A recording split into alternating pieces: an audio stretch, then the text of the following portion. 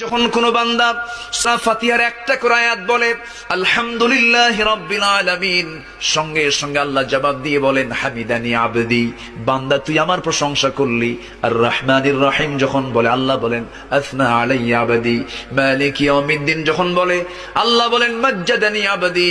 এরপরে যখন বলে ইয়াকা না'বুদু ওয়া ইয়াকা নাস্তাঈন পর্যন্ত যখন বলে আল্লাহ বলেন বান্দারে তুই আমার কাছে কি চাস, প্রাণ খুলে চা রে বান্দা। ইহদিনাস সিরাতাল মুস্তাকিম থেকে শুরু করে নিয়া ওয়ালাদ-দাল্লিন পর্যন্ত যখন বান্দা বলে তখন আল্লাহ বলেন বান্দা নামাজের মধ্যে এমন প্রেমের খেলা খেললি বান্দা, তুই যা চাইলি সব আমি আল্লাহ কবুল করলাম। ওই বান্দা যখন রুকুতে যায় আল্লাহ তখন অস্থির হন।